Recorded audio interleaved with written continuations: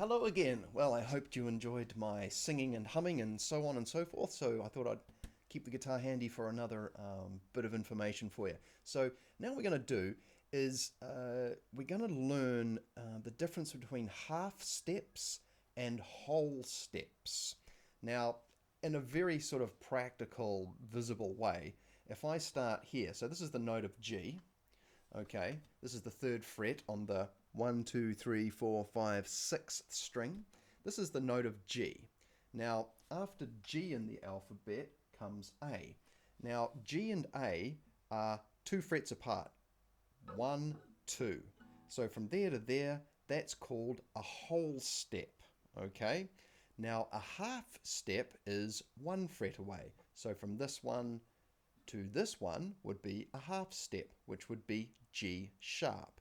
Now, I'm going to use this as the reference for instructing your understanding of this in relation to a guitar, and this comes across on a piano as well. It's just laid out a little different. So let's have a look here. So the first thing we want to know is that some of the notes, the natural notes, are whole steps apart and some are half steps. Why is this? It's just the way it is, and there's obviously a rationale behind that, but we don't need to go into that right now. So, for example, certain notes are a whole step apart. G and A, for an example.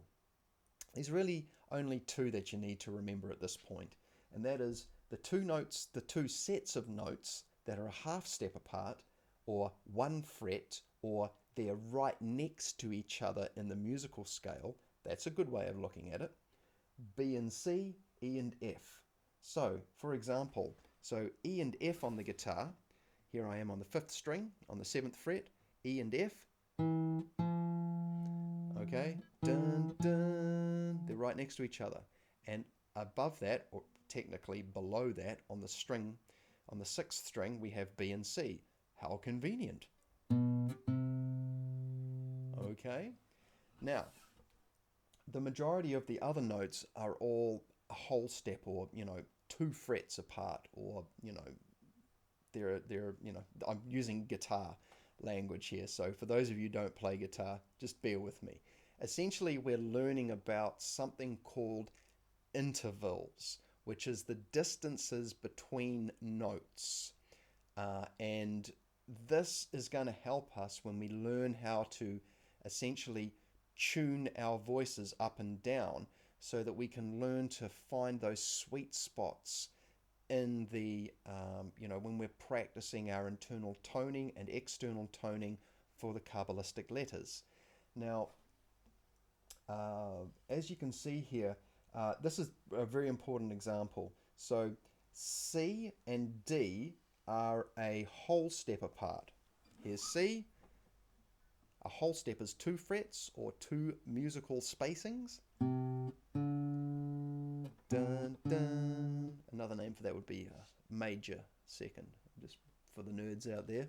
And then a single fret, or a half step, which would be a minor second for the nerds. Okay, so that's how we go from C to C sharp.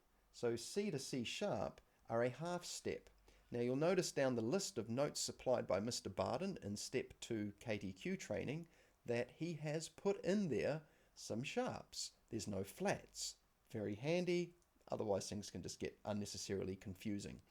And I won't go into flats unless maybe somebody asks for it, because basically it's just going down.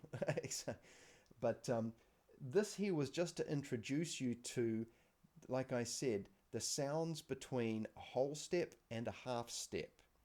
Okay, if you've got any questions, throw them in the comments below. Please like, subscribe, share, put a comment in. I think that's about it. Thank you so much. I'll see you on the next video.